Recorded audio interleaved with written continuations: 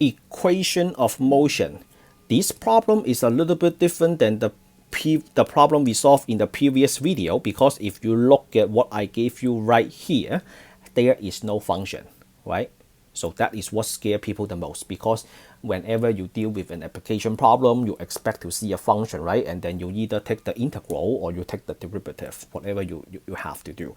In the previous problem, I gave you a velocity function, but this problem, there is no velocity function. This is an equation of motion. We will have to use a formula for equations of motion, and then we have to build the function from scratch. Let's read the problem first. We have a rock is thrown upward at 208 feet per second from the top of a 400 feet cliff. So we have a cliff, we have a rock, we throw the rock upward, and then the rock drops to the beach, right? The rock takes t seconds to hit the beach below. Use the equation of motion to set up the position function. So here is the equation of motion. We have y equals to negative g times t squared divided by 2 plus v naught times t plus y naught. G is gravity, so if one for feet and then one for meters. For feet, that is 32 feet per second square. If the problem using meter, then that is 9.8 meters per second square. And then you might ask me, hey, we just study velocity.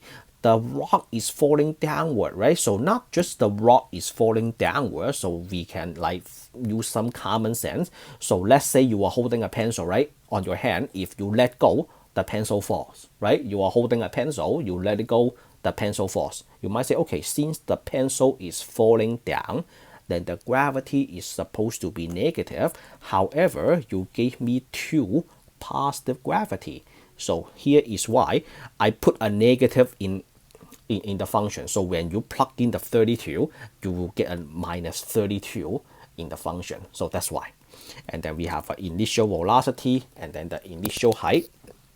Okay, let's plug in. The initial height that I see here is 480 feet, and then the velocity is 208. So let's write the equation of motion. We have y equals to, that is, we use feet, right? Then I will be using 32. So minus 32 t squared divided by 2, and then plus initial velocity 208 feet per second. Let's don't write that. And then the y naught, the initial height, that is 480. So this, what is this represents? This represents a position function. When t is equals to 0, take a look, when t is equals to 0, the rock is 480 feet above the beach. All right, so divided by that, divided by 2, so you have a negative 16t squared plus 208t, and then plus 480, and this is a position function. The position of the rock at time equals to t. And then what else do we have to do? Okay, so I'm going to do a few things. The first thing is I want you to find what t equals to. So let me start writing down the problem. I want you to find first. I want you to find what t equals to. I want you to find a time to reach the maximum height of the beach. To reach maximum height of the beach.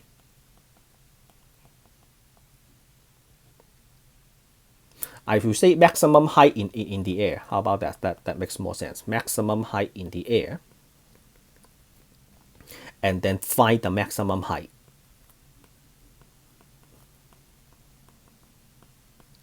How do you do that? The way I do this is you throw a rock up, and then when the rock reaches the maximum, so this is like a parabola, right? The rock will just go up and then go down. So the way I do this is I will just write down the velocity. It's just like a parabola. Since the rock like goes like a parabola, I will say the velocity is equals to 0 at the highest point. So the velocity, I will say velocity equals to 0.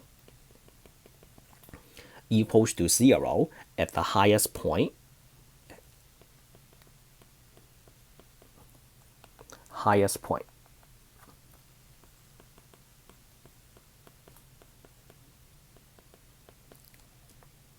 just like this. So you have a rock, you throw it up, and then the rock travels like this, right? And then at this point is the maximum height, and then at this point we have a horizontal tangent.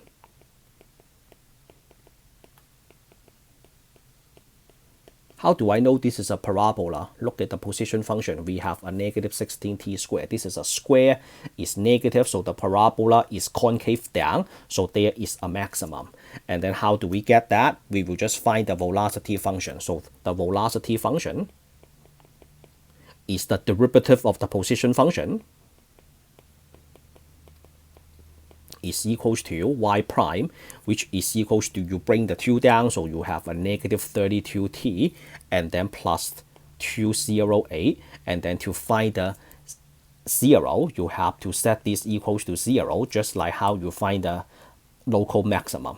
And then when you solve for t, what is t equals to? So t is equals to 6.5 seconds to reach maximum height, to reach maximum height.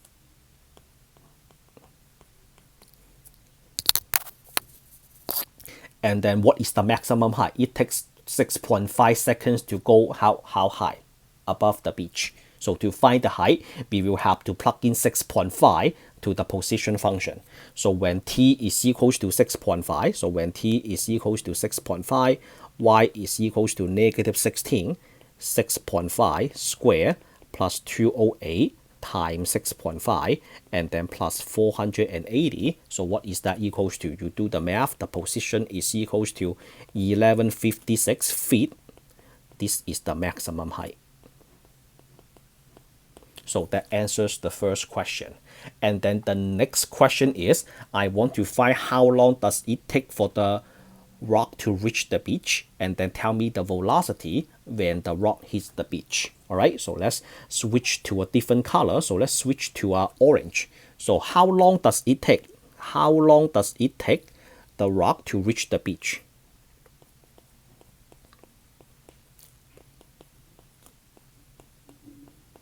And then tell me the velocity.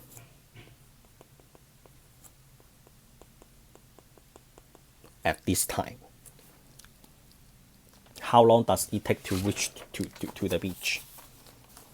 When the rock reaches to the beach, what is the height? So when the rock hits the beach, that is 0 feet on the beach, right? So when the rock reaches the beach, that is 0 feet above the beach. So we have to let the position function equals to 0. Negative 16 t squared plus 208, and then plus 480. Why do we use 0 again? Because now the rock is on the beach, right? So on the beach means 0 feet above the beach. So that's why we have to let the position equals to 0 to solve for t, and then we will find out how many seconds does it take to reach to the beach. Okay, so this is a negative 16. I would like to factor the negative 16 out first. So you will get a t squared minus 13t, and then minus 30. This can be factored. So you have 0 equals to negative 16. You have a t plus 2, and then a t minus 15. So what is t equals to? T is equals to negative 2, and then t is equals to 15 seconds. I will take the t equals to 15 seconds because this is an application problem, and then time cannot be equal to 0. So we will not consider the negative. So that is t equals to 15 seconds to reach the beach. And then what is the velocity at that time? The velocity at that time. First of all, you have to tell me what the velocity function is. Do we have the velocity function? We have the velocity function right over here, right? So the v of t is equals to negative 32t, and then plus 208. When you plug in a t, the function tells you at what the velocity is at that time. So now let's plug in a 15. So you plug in a 15, so you have a negative 32 times 15, and then plus 208, that is equals to negative 272 feet per second. Hey, why is the velocity negative? So this is a negative velocity. Why? because the rock is traveling downward. When the rock hits the beach, right? The rock is traveling downward and hit the beach because the rock is traveling downward. Alright, so that is the end of this problem and also the end of this video. If you like the way I explain this type of application problem, give me a like, a subscribe, and I will meet you all in the next video. Signing out.